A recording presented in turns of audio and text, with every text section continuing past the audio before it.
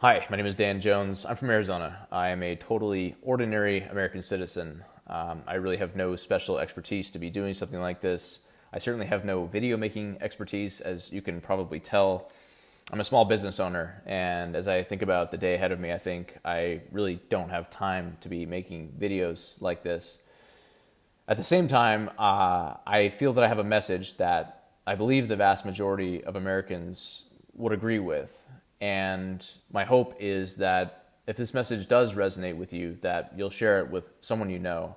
Or better yet, create your own video message and put it into your own words, because I really believe that we are all thinking along the same lines. It's just that most of us are not saying it out loud. So we need more people to say this out loud. So I hope you'll do that. I don't have a prepared speech today. I didn't memorize any of this. I do have some notes in front of me of things that I want to make sure that I cover. But for the most part, this is just coming from my heart. So I hope you'll take it that way. Nothing seems to work in America today. I've heard the phrase, everything is broken.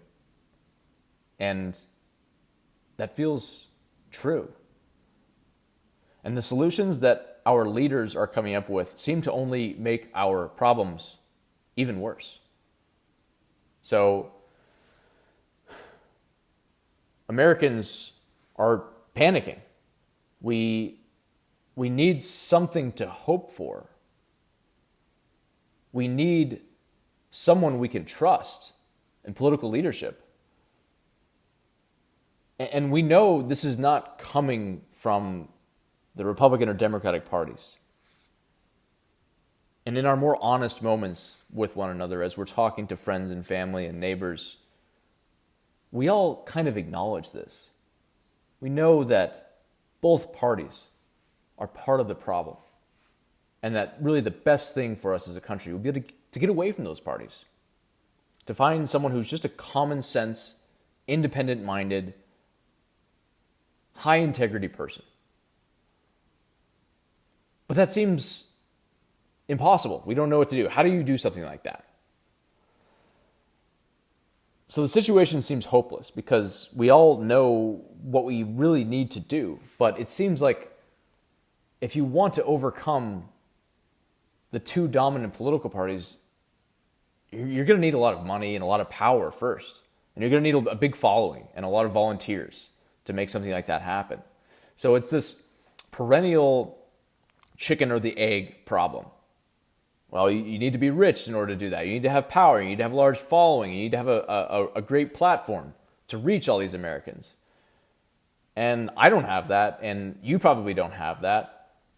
And so we just throw our hands up in the air, and we do nothing. And we just hope that someone, somewhere is coming to save the day. And I've been hoping that and thinking that's going to happen for so many years. And I just don't know if it's going to happen anymore. But I'm not hopeless. And I think that actually the answer to our problem and this predicament that we find ourselves in is simpler than people realize. And I think if we look at history and we look at the greatest innovations, the innovations that truly changed the world we live in, they were not invented in some lab by some genius IQ. The greatest innovations in human history involved simple, subtle changes in perspective. The ability to look at a problem in a slightly different light, from a different angle. Those are the greatest innovations. We've become spoiled with technology today that amazes us, that seems magical. GPS, the internet, smartphones. And this technology requires massive amounts of capital. And it does require some geniuses and a lot of hard work and state-of-the-art factories, yes. But we forget that so much of what we still use are little innovations from the past that involved just simple changes in perspective or a simple shift in consciousness. And so that's really what I believe we need now for changing our political leadership and getting good political leadership for the first time in a long time. And I believe that that change in perspective is to go from allowing our political representatives to nominate themselves and to volunteer themselves for duty, and to change to drafting our political representatives. So going forward, the change in perspective that we need to have is that if you want public office, you have to be drafted for public office. You have to be nominated by your fellow citizens. You don't throw your own hat into the ring.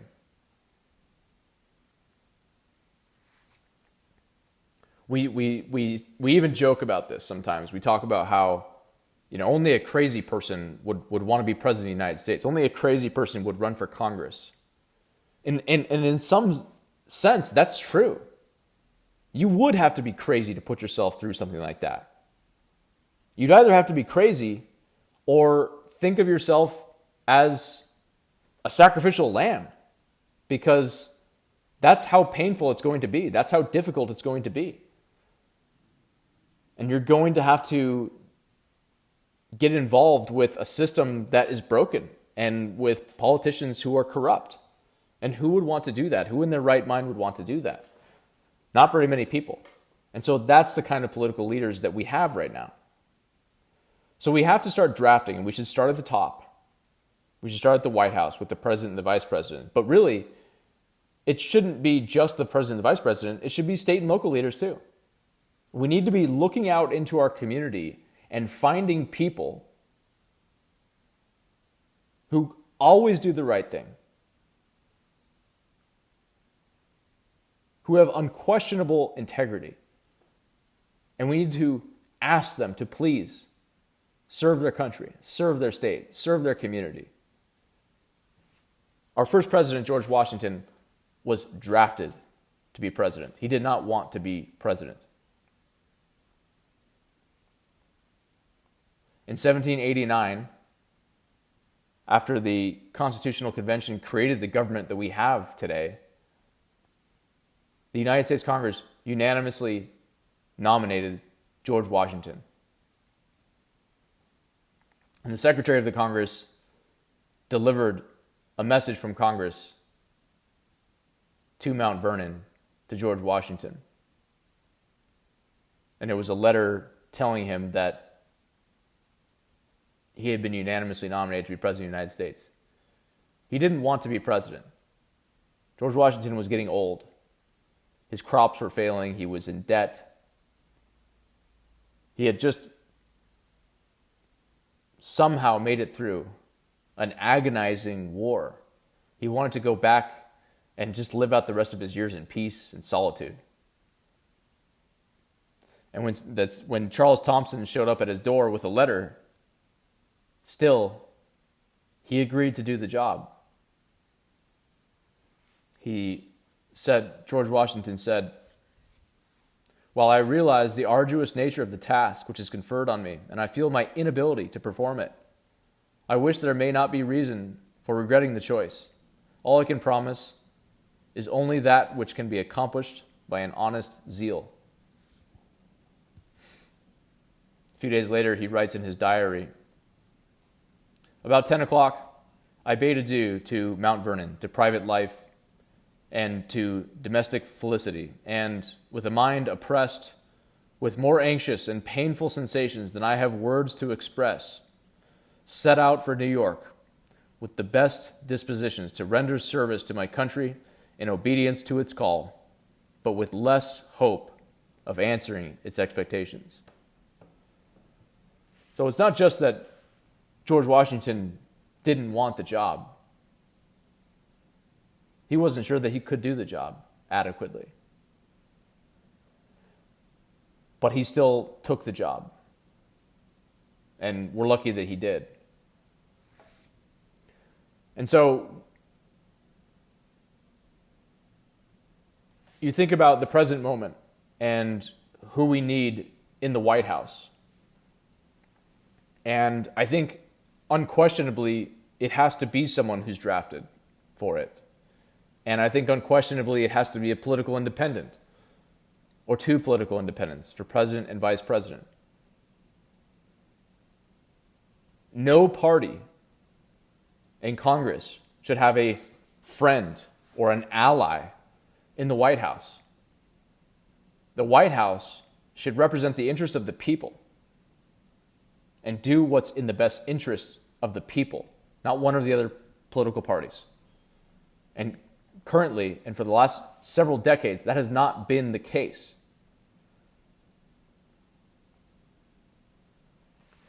So, who is our George Washington today? Who do you nominate for the White House today? I believe we have someone of that same character who would be perfect for that role. And her name is Lieutenant Colonel Tulsi Gabbard, who I am nominating to be drafted for president or vice president of the United States on an independent ticket. There are many policy issues on which I strongly disagree with Tulsi Gabbard on. But there is almost no one in American political life who has demonstrated the kind of integrity and patriotism and honesty and common sense that Tulsi has demonstrated, not only as a member of our military, but as a political representative from Hawaii. So I want to end this message by quoting from George Washington's farewell speech, in which he warns us not to let our republic be torn apart by political parties.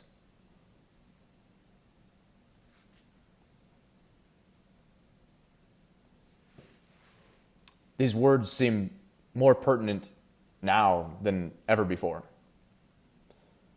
He says, "Let me now take a more comprehensive view and warn you in the most solemn manner against the baneful effects of the spirit of party generally. This spirit, unfortunately, is inseparable from our nature, having its root in the strongest passions of the human mind. The alternate domination of one faction over another, sharpened by the spirit of revenge natural to party dissension, which in different ages and countries has perpetrated the most horrid enormities, is itself a frightful despotism.